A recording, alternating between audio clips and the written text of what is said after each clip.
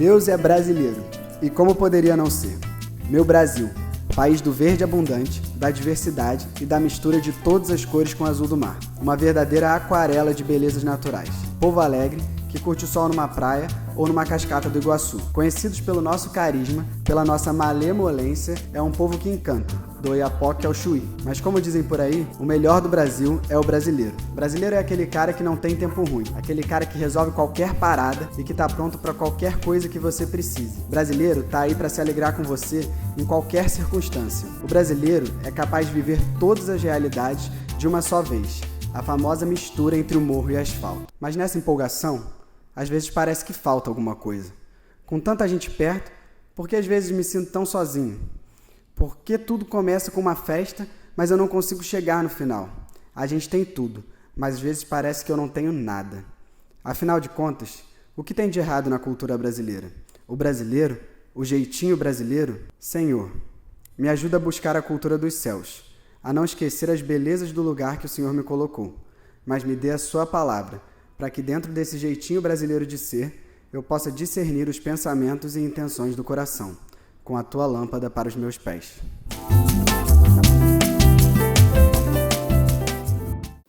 Gente, boa noite. Obrigado, senhor tecladista. Deixei ele de castigo ali. É um prazer estar aqui com vocês nessa noite. O PA já me ligou aqui, já mandou mensagem, queria saber se eu estava por aqui. E hoje a gente teve uns certos contratempos. Eu tinha preparado um data show para a gente falar melhor. Mas o que aconteceu? Na hora de salvação é um negócio tão difícil que até o computador trava, né? Como salvar é difícil. Aí eu perdi tudo. Aí eu falei, não, vamos lá como a gente fala do outro lado, vamos no vai da valsa mesmo, que tá tudo certo. Mas um prazer estar aqui com vocês e compartilhar um pouco da palavra de Deus, dividir um pouco daquilo que Deus tem falado. O PA falou comigo que vocês estavam tendo como é que se fala aqui? Faltou o fascículo aqui. É uma série, né, obrigado, Renan, uma série de estudos, e nós conversamos acerca de algumas coisas, e nós vamos falar um pouco sobre você mesmo, né? Sobre mim, sobre você, sobre propósitos de Deus. Nós não estamos aqui por acaso. Só vou divulgar meu trabalho aqui 1 minuto, porque diz que sem comercial, né, a gente não vai a lugar nenhum, né? Comercial é a alma do negócio, né? Eu sou escritor há mais de 15 anos. Eu escrevo uma revista bíblica da Assembleia de Deus de Madureira já há 13 anos. E essa revista é editada a 250 mil exemplares para todo o Brasil. Então essas são minhas ovelhas, as ovelhas que não me conhecem. Então eu escrevo para essas ovelhas, elas não sabem quem eu sou. E também tem alguns livros, eu tenho 20 títulos escritos. Tem mais uns 5 ou 6 que eu não editei ainda.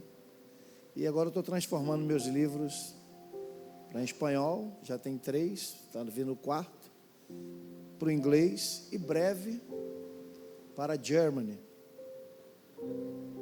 Ok? Então, meu nome já diz tudo, né? Lindenberg. Quando eu estive lá em Berlim, aí entrei no hotel, quando eu dei o nome, aí disseram, "You is Germany?" Eu disse, "Não, Paraíba." Eu tenho um livro de liderança chamado 5 Pilares da Liderança, e aqui eu ensino a mulher a fazer o marido ficar rico.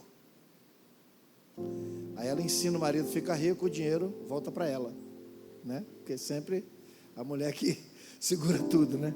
Então aqui fala sobre família, sobre finanças, sobre liderança, e sobre legado e discipulado. Quem você está preparando para deixar amanhã no seu lugar? Isso é mais importante. Sou professor de escatologia há 15 anos. Fiz esse livro, atualizei a escatologia, os tempos do fim, todo em ordem cronológica. E muito impactante esse livro, porque aqui tem meus anos de estudo. Então coloquei tudo num livro, e é um livro que pode ser adotado por seminários. E tem um livro fabuloso chamado Um Rei Parecido Comigo. Esse livro ganhou o Prêmio Areté tem 2 anos, como um dos melhores livros. Ele fala sobre Davi como homem, um homem que peca, um homem que erra, um homem que se desvia, um homem que mata, um homem que rouba. Você sabia que Davi matou, roubou, queimou, incendiou casas, desviou 1 ano e 6 meses da presença de Deus na terra dos filisteus, e depois o Senhor o trouxe de volta e transformou nesse grande homem que ele é. Então Deus é um Deus de misericórdia, é um Deus de amor, e é um Deus que está pronto a ouvir o clamor do nosso coração. E por último, esse livro aqui chamado Triunfando sobre as Batalhas da Vida. Aqui nós temos vários percursos da caminhada de Jesus, onde as pessoas, no pior momento da vida, e também tem coisas do Antigo Testamento, conseguiram contornar a situação.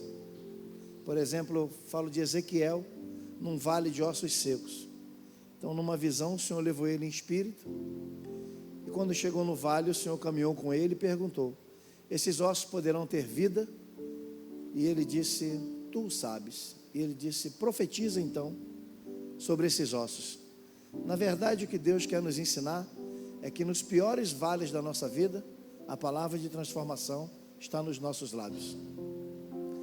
É da boca que provém a vida e a morte.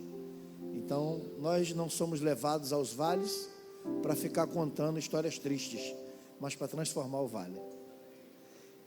Então, nessa noite eu queria ler com vocês 3 versículos, mas vou ler o primeiro, para a gente falar um pouco.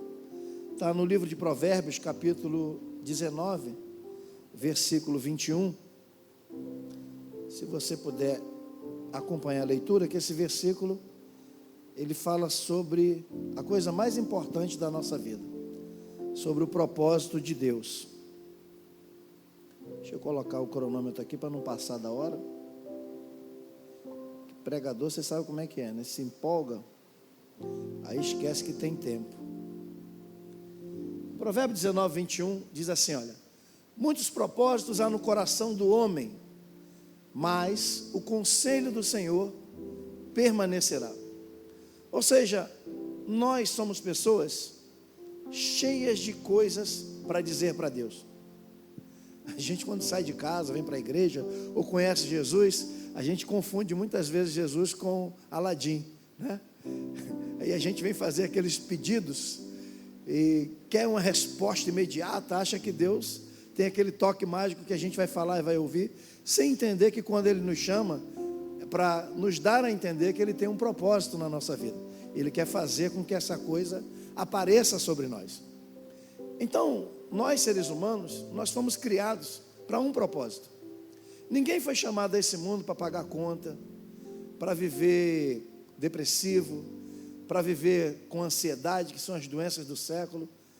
Isso é causa do pecado do ser humano, da natureza caída do ser humano. Mas nós não fomos chamados para isso. Nós fomos chamados para uma vida com propósito. Então, tudo que Deus criou tem sentido. Nada no mundo é sem sentido. Ninguém caiu aqui nesse mundo de paraquedas. Ninguém nasceu por acaso, né? A gente precisa entender que nada é acidental, seja no reino animal, mineral ou vegetal, tudo nasceu para um propósito. E Deus tem propósitos definidos para todas as coisas. O nosso maior problema é conhecer o propósito que o Senhor criou para nós. Aí que está o nosso grande problema, porque se a gente já soubesse, a gente não errava. E o ser humano é feito para errar, em certo ponto. Por quê? A natureza errada do ser humano leva ele aos caminhos errados. Agora, quando a luz de Deus brilha, é claro que ele começa a ter um aperfeiçoamento e uma mutação na sua vida. Então, cada ser humano, em primeiro lugar, foi criado por Deus para uma vida com significado e com propósito. Então, nós não estamos aqui por acaso. Segunda coisa é que nós precisamos descobrir quem somos, qual é o nosso propósito, a finalidade de estar aqui e a fonte que nos originou. Terceiro ponto: existe uma coisa que é pior do que a morte. Tem gente que acha que morrer é ruim, mas não, tem coisa que é pior do que a morte: é viver sem propósito. E 6,7 milhões de pessoas estão morrendo sem descobrir para que nasceram, porque não conhecem os propósitos das suas vidas.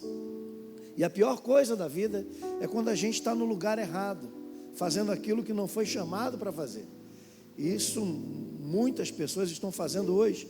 A maioria das pessoas está gastando seu tempo, desprendendo força em coisas que não foram chamadas para fazer. E o resultado disso é o quê? Frustração, desânimo e achar que as pessoas não gostam delas, porque ela não está no lugar correto. Você imagina, falar na sua linguagem, né? Se a gente coloca o Gabigol para jogar no lugar do Pablo Mari, é capaz dele meter gol contra, né? Então é uma coisa que não tem função. Então quando a gente está jogando no lugar errado, está sendo colocado na posição errada, as coisas não vão fluir. Então Deus tem um propósito específico para cada um de nós. E o provérbio que nós lemos diz assim, olha, muitos propósitos há no coração do homem, mas o conselho do Senhor permanecerá. Ou seja, eu e você podemos ter planos, mas Deus tem propósito. E o que é que vai vencer? Os planos ou o propósito? Aí que está. Então, por exemplo, uma empresa, vamos dar um exemplo de uma empresa. Minha esposa, outro dia, ela estava reclamando que estava cansada de lavar roupa. E eu disse para ela, mas a máquina só falta falar, né? A máquina já tem um agora que torce, né? Já torce e seca a roupa. Que cansaço dá nisso? Você botar o sabão e ligar um botão. Agora, pensando nessa máquina, escute, algum fabricante inventa uma máquina e depois pergunta para a máquina o que é que você faz? Ninguém. Nenhum fabricante inventa uma máquina e pergunta à máquina o que é que ela faz. Todo fabricante, ele desenvolve a sua máquina e ele sabe o que ela faz. Assim também, Deus não criou a gente, nenhum de nós, sem saber o nosso potencial. Você acha que Deus somente criou a gente para a gente ficar aqui malhando e sofrendo? Não. Deus conhece o meu potencial, o seu. Só que existe um meio da gente descobrir esse potencial também. E qual é o meio? Todo fabricante tem um manual, não tem? Quando ele lança um produto, ele não lança um manual. E o que é que acontece com o manual? O manual, ele diz aonde quebra, o tempo de duração, como conserta, né? o tempo de validade. Então, o Senhor, quando nos criou, também deixou um manual. Aqui, ó. Esse é o manual do fabricante. É aqui que a gente descobre como conserta, como acerta as coisas, como transforma, como a nossa vida pode ter uma tônica diferente. Eu, por exemplo, eu falei aqui no princípio que eu sou escritor. Não gosto muito de falar de mim, não. Mas eu nasci e cresci nas palafitas da favela da Maré. Vocês já devem ter visto um slide, já devem ter estudado acerca disso. Eu nasci e cresci ali. Papai era analfa e mamãe beta. Um não sabia ler e o outro não sabia escrever. Escola para mim foi a coisa mais difícil, porque quando eu tinha 14 anos eu tive um irmão que foi assassinado, deixou 3 filhos, eu fui cuidar dos filhos do meu irmão. E então eu tive que ser pai de família logo cedo, eu tive que ser dono de casa logo cedo, abortar minha carreira no futebol, que eu queria ser jogador profissional, tinha talento. Então o que acontece? Deixei tudo isso para cuidar de casa e vivi uma vida meio desregrada. Só que aos 29 anos, eu sei que eu tenho um cara de 18, não fique perplexo com isso, mas eu me converti aos 29, e eu tenho 25 anos de evangelho, e em muito pouco tempo Deus fez muita coisa na minha vida, e me revelou o propósito que tinha para a minha vida.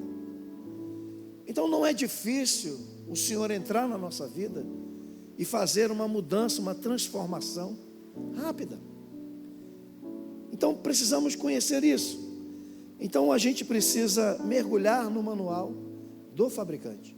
Que a coisa mais linda do mundo é quando você sabe e entende o que ele está falando de uma forma profunda e reveladora. Provérbio 16, verso 1, vai dizer assim: do homem são as preparações do coração, mas do Senhor a resposta da língua. Provérbio 16, versículo 1. É bem parecido com esse que a gente leu. Então nós nos preparamos para muita coisa, mas a resposta final vem de quem? Imagina aquela vez que a gente se prepara e deseja amar uma pessoa e diz assim: é com essa pessoa que eu vou casar.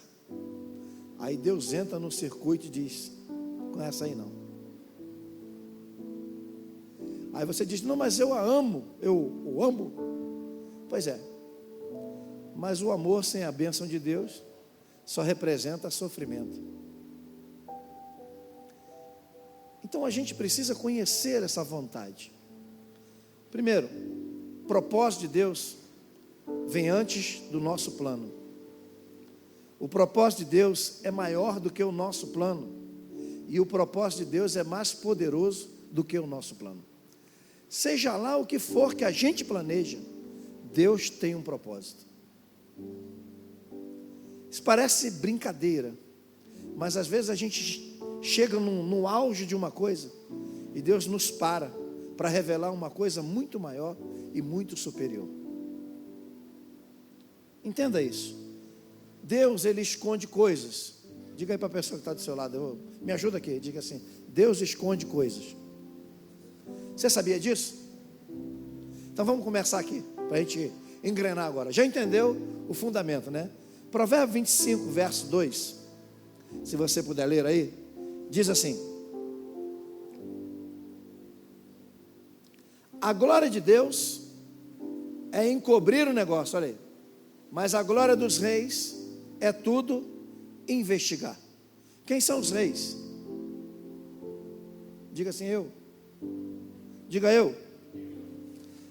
Talvez você já tenha ouvido falar isso, mas eu vou te dar 3 coisas que dizem que você é rei. Primeiro, só se torna rei quando se nasce filho de rei.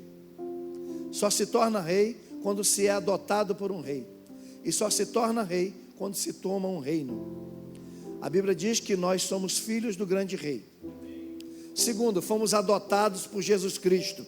E terceiro, o reino de Deus se toma força. Então nós somos o único povo que tem as características legais de um rei. Para completar, no final, a Bíblia diz em Apocalipse que Ele nos fez reis e sacerdotes. Aí piorou, porque rei fala de governo e sacerdote fala de ligar o céu e a terra. Então nós temos um governo que liga o céu e a terra e pode tomar tudo isso aqui. O nosso governo é muito maior do que a nação rubro-negra, você pode ter certeza. Então, de onde a gente pode entender isso aqui? Deus esconde coisas. Quando Paulo ele fala aos Coríntios, ele vai dizer o seguinte, aliás, Romanos, ele fala o seguinte: temos um tesouro num vaso de barro.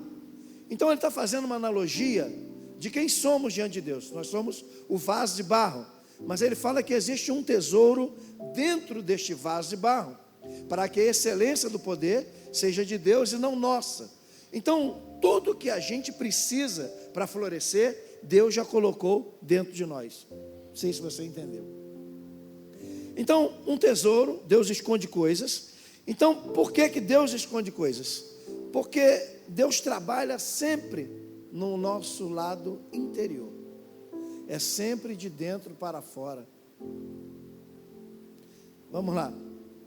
Eu queria que eu vou ler com você um versículo que eu não falei para o Mateus. Eu não sei se eu falei, eu não falei. Então vamos lá. É Gênesis 1 e 11. Esse para mim é um dos mais importantes. Alguém tem uma moeda aí para me emprestar? Qualquer moeda. Não vou levar para casa não. Só tem nota de dólar, né? Que maravilha. Igreja abençoada. Gênesis 1, verso 11. Leia ali comigo, por favor. O que disse Deus na criação? Ele disse assim, ó: produz a terra erva verde, erva que dê semente, árvore frutífera que dê fruto segundo a sua espécie, cuja semente esteja nela sobre a terra. E assim foi. Deus teve uma preocupação quando Ele criou o universo. Ele ordenou todas as coisas do caos, mas Ele fez as coisas certinhas, milimétricas, fez tudo para dar certo. E quando Ele fala para a terra, Ele cria a terra pela sua palavra, faz a terra produzir a árvore, ou como gerar a árvore. Depois Ele olha para a árvore e diz para a árvore: agora eu quero que você produza fruto. E Ele olha para o fruto e diz assim: eu quero que você tenha semente. Por que Deus está preocupado com a semente do fruto? Parece uma coisa mínima, mas não é, porque a semente está falando do amanhã. Sem a semente não vai ter mais árvore. Então Deus não está preocupado com o fruto, Ele está preocupado que o fruto também dê semente, para que essa árvore venha a se perpetuar. Então, aqui tem uma coisa interessante, porque eu disse que Deus esconde coisas, e tudo aquilo que a gente precisa para crescer está dentro de nós. Então eu queria que você visualizasse essa moeda aqui e fizesse de conta que isso aqui é uma semente, ok? Tá bom? O que é que eu tenho na mão? Eu estava pregando outro dia, fiz essa ilustração, o irmão distraído lá atrás falou: uma moeda. Eu tenho uma semente, uma semente. Então o que é que você está vendo na minha mão? Ok, então o que você está vendo é um fato, não é uma realidade. Ok? Porque um fato é uma coisa momentânea, a realidade é aquilo que ainda vai se tornar. Então, por exemplo, na minha mão você vê uma semente, mas dentro dessa semente tem uma árvore, e dentro dessa árvore tem frutos, e nesses frutos tem várias sementes, e nessas sementes tem várias árvores, e nessas árvores tem várias outros frutos com várias outras sementes, e várias outras árvores. E se eu for ficar falando aqui, acabou o tempo, eu não saio daqui. Então, o resultado final dessa semente é se transformar em uma floresta. Então, quando você olha, você está vendo apenas uma semente, mas você não sabe o que está dentro dessa semente. É assim que Deus trabalha. Por quê? Porque você olha para as pessoas, você não sabe o que Deus colocou dentro de cada uma delas. E aqui que está. É preciso quebrar um pouco essa carcaça para ser gerado aquilo que Deus quer gerar através do que Ele semeou dentro de nós. O nome disso é potencial. É o que a gente chama de potencial. Essa palavra potencial é uma palavra ligada a Deus, porque a Bíblia diz que Deus é onipotente, ou seja, Ele tem todo o poder, ou Ele é a raiz e a energia de onde emana todo o poder. Eu quero falar uma coisa para você importante. A palavra onipotente, ela significa, o omni significa todo, e potente significa poder, habilidade, força e energia. Então é Ele que tem todo o poder, toda a habilidade, toda a força e toda a energia. Estudos agora relataram, cientistas, eu gosto desse negócio de ficar pesquisando esse troço, que eu acho bacana. Eles descobriram que atualmente, pesquisa aí depois, que você vai ver que é um negócio bonito. Existe no cosmos 500 milhões de galáxias, todas igual ao planeta Terra. Existem 500 sols, 500 luas, e vai por aí. E isso aconteceu como?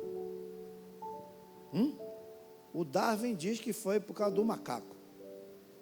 Eu acho que o Darwin era um meio primata, mas ele errou.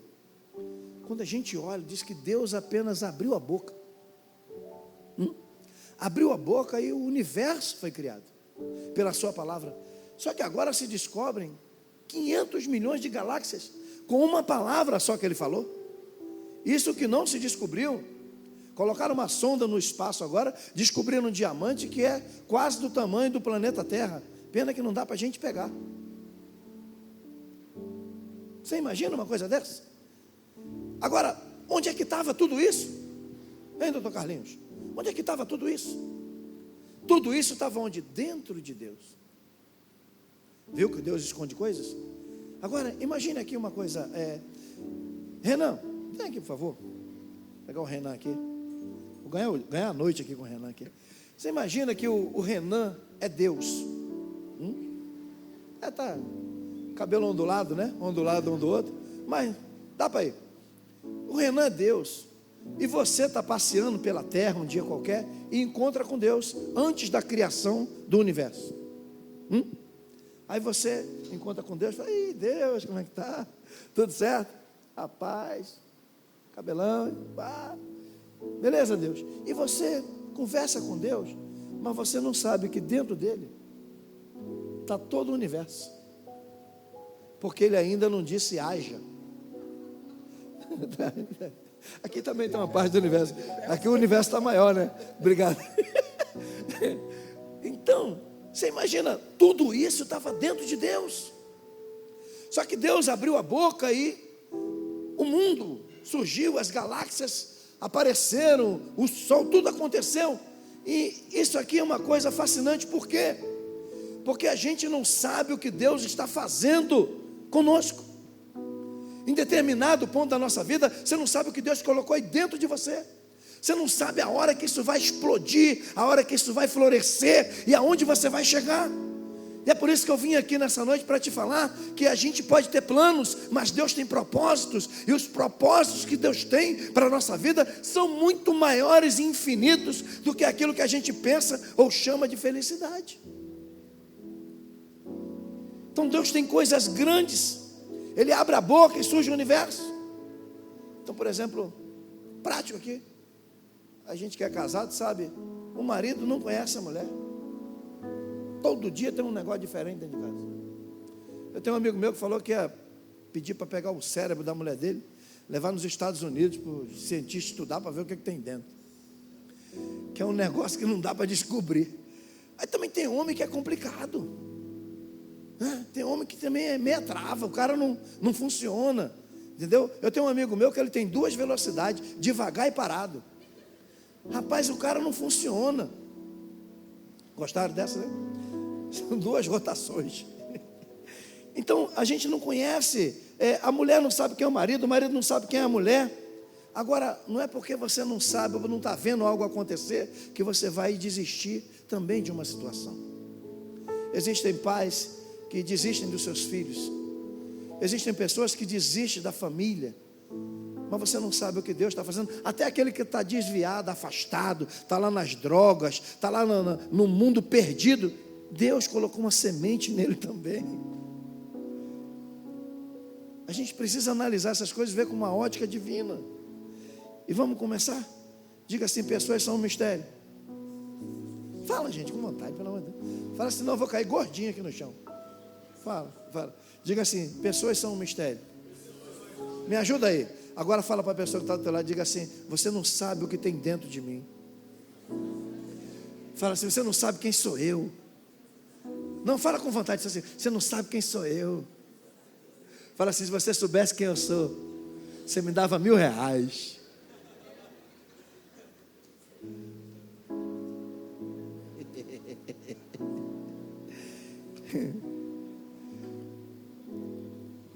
Viu? Você não sabe quem você pode se tornar daqui a alguns minutos. Eu vou dar um exemplo prático, eu vou ganhar tempo aqui. Por que Deus odeia o aborto? Deus odeia o aborto por um fato. Para quem está abortando, está tentando se livrar do problema, mas não sabe que ali tem um destino. Então ele está tentando matar, mas não sabe que Deus projetou um destino. Então não está matando uma vida, está matando um propósito. Isso é muito sério. Por isso que é importante entender a palavra de Deus e conhecê-la. Porque a gente vai vendo todas essas coisas na ótica. Você imagina se Maria, naquele momento que veio todo aquele povo para tentar persuadi-la, porque ela estava grávida, ela abortasse Jesus. A gente não estava aqui. Não é verdade? Então, sabe, existem coisas que a gente precisa entender como Deus funciona e como Ele trabalha. Por isso que Deus colocou dentro de nós uma semente. Vou terminar. O que está em jogo na nossa vida é muito mais do que um futuro. É o que nós vamos nos tornar. É isso que o inimigo odeia ver em nós. A função dele é matar, roubar e destruir. Ele mata o destino, rouba a felicidade e destrói a vida. Então essa é uma função natural. Por quê? Porque tem medo daquilo que a gente pode se tornar. Sabe que existe um potencial dentro de cada um de nós. E quando esse potencial ele aflora, nós nos tornamos uma arma. Outro dia eu estava chegando em Israel e um amigo meu falou assim: você não tem medo não desses árabes, homem bomba? Eu falei, eu sou homem bomba. Sou homem bomba, eu sou mais do que ele. Que a Bíblia diz que em mim habita o Espírito Santo, certo? E a palavra usada para espírito no livro de Atos é uma palavra chamada dynamis, que quer dizer dínamo, dinâmico e dinamite. Então você tem um explosivo dentro de você. Você tem uma bomba dentro de você, pior do que a bomba de Hiroshima, que pode provocar, sabe, um problemão para esse mundo tenebroso que está aí. Quando você sai, se coloca na posição e vai resgatar as almas que aí estão. Então, é o que nós podemos nos tornar, que faz com que o inimigo tenha medo de nós. Por isso ele nos ataca, muito mais. E por fim, somente Deus tem o poder de ver as coisas melhor do que nós. Somente Ele pode olhar um pastor, menino, e ver um rei. No dia da unção de Davi, que dia maravilhoso foi aquele. Ele envia o profeta Samuel até a casa de Jessé. E Jessé tem uns filhos que aparentemente eram as pessoas que Deus escolheria. E a gente tem essa coisa de olhar para a aparência, né? A aparência sempre pode nos enganar. E passa o primeiro, passa o segundo, passa o terceiro, passa todos os filhos. Só que Deus disse para o profeta Samuel: naquela casa ali tem um rei. E não era nenhum daqueles. Então eles chegam ao ponto de passar todo mundo e ele olha para o pai. E nem o pai lembrava que tinha um filho. O interessante é isso. O Davizinho era tão separadinho que ninguém nem lembrava dele. Ele falou assim: o senhor não tem mais um? Aí ele falou: ah, tem um ali. O Charles Swindoll escrevendo, ele diz o seguinte: Davi era um ninguém que ninguém conhecia. Tanto é que no dia que ele peca contra Deus, que ele erra, Deus falou assim: eu te tirei da malhada, eu te ungi e te fiz rei sobre Israel. Ou seja, Deus foi olhar o camarada lá onde ninguém encontrava, porque Deus vê todas as coisas, Ele sabe o potencial que colocou dentro de cada um de nós e nos conhece. Olha, Deus vê uma formiga preta numa pedra preta numa noite escura. Gostaram dessa? É assim que são os olhos de Deus. Davi disse assim: o Senhor viu o meu corpo ainda informe. Como é que pode um negócio desse? E ele disse: e a história da minha vida, quando a cada dia ia sendo escrita, o Senhor já conhecia o final. O Senhor é tão maravilhoso, o Senhor me formou de uma maneira extraordinária. Você acha que você está aqui por acaso? Você acha que você está aqui passando esse momento, essa dificuldade, ou o que quer que seja, e não tem solução para a sua vida? Claro que tem. Deus viu você informe, te conheceu antes da fundação dos tempos, colocou teu nome, te atraiu, te colocou teu nome no livro da vida, te chamou e te aparentou com Ele. Eu estou escrevendo uma carta aos Efésios, eu fiquei maravilhado. E sabe o que diz a carta? A carta diz que nós, olha, não tínhamos Deus, estávamos sem pacto, longe da comunidade cristã, e estava sem esperança. O que a gente era? Nada. entendeu? Um nada que andava no meio do nada. Aí a Bíblia diz: mas o Senhor, pelo seu grande amor, nos comprou e nos resgatou e nos retirou de um mundo de trevas e nos transportou para o reino maravilhoso da sua luz. Ou seja, olha a dimensão que a gente estava e a dimensão que a gente foi colocada por causa de um Deus que vê. Somente Deus pode olhar um assassino e ver nele o Pentateuco. Lembra de Moisés? O Moisés da Bíblia? A Bíblia diz que Moisés chegou um tempo que ele achou que ele era o libertador e o povo ia entender. E ele foi por conta dele. E quando a gente sai por nossa conta, Deus fica. A gente só pode sair quando Deus manda. Quando Deus manda, a gente vai com acessório, vai com tudo. Mas quando a gente vai por nossa conta, Deus fica. Aí nesse dia Deus ficou, e ele, para livrar o camarada, teve que matar um egípcio. Aí Deus falou: eu queria que você fosse ficha limpa, mas já que não dá, escreve aí: Moisés matou um homem e enterrou na areia. Está lá. Só que todo o Egito estava olhando um assassino. O que Deus estava olhando? Deus estava vendo nele, sabe o que? Gênesis, Êxodo, Levítico, Número, Deuteronômio. Deus está sempre vendo uma coisa que nem a gente vê. Tem pior do que Paulo? Saulo de Tarso? Um assassino em série, que mandava matar todo mundo. Mas Deus olhou para ele e não viu o assassino. Naquele dia, naquele encontro lá, eu não sei nem de que ele estava, né? Não sei se era de camelo, de cavalo, de jegue. De moto não estava, porque não tinha. Mas disse que ele caiu. E a coisa mais linda é essa: caiu. Caiu aonde? Diante do Senhor. Quando cai diante do Senhor, é uma coisa maravilhosa. E o que aconteceu para ele cair? Uma luz brilhou. Quando uma luz brilha, meu irmão, é coisa linda demais. Eu tinha uma semana de crente. De crente não, tinha uma semana. Na primeira semana de crente, não, no primeiro dia, deixa eu volta. Esquece tudo. Eu estava atribulado, querendo acabar com a minha vida. E tinha um vizinho meu que havia se convertido, amigo de infância. E naquele momento, eu falei para ele: Roberto, me leva para a igreja, que eu quero ser crente. Isso era uma quinta-feira. Ele falou: só vou para a igreja domingo. Eu falei: ainda? Você imagina um cara desesperado, querendo aceitar Jesus, achando que vai morrer, o cara só vai domingo para a igreja. Olha os evangelistas que a gente tem.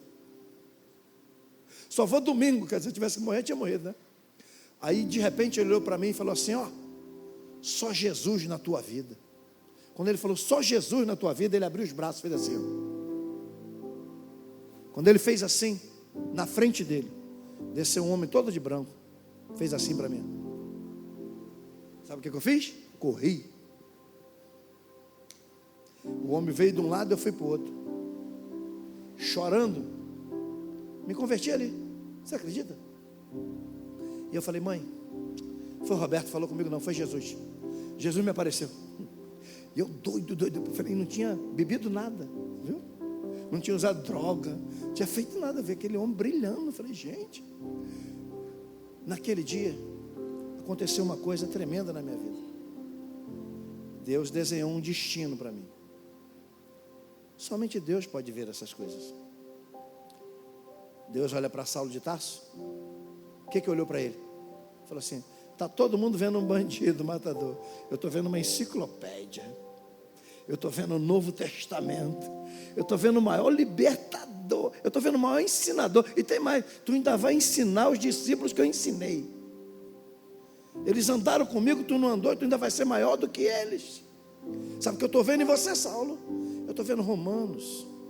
Eu estou vendo 1 Coríntios, estou vendo 2 Coríntios, eu estou vendo Gálatas, eu estou vendo Efésios, eu estou vendo 1 Timóteo, 2 Timóteo, eu estou vendo Filemão, eu estou vendo 13 cartas.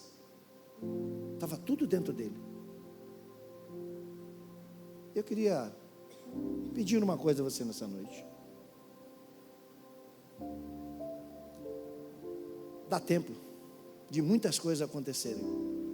E eu sei que o que eu estou falando aqui é porque nesses dias alguma coisa vai mudar na sua vida. Deus olhou para um homem de 75 anos chamado Abraão. Se a gente olhasse para ele, a gente ia ver um velho. Deus viu o pai da fé. Deus viu uma nação. Deus olhou para ele e não chamou ele fraco, não. Não chamou ele para dar filho e nem para ser rico. Isso é conversa de pregador. Deus falou assim: sai do meio da tua terra e do meio da tua parentela, que far-te-ei uma nação.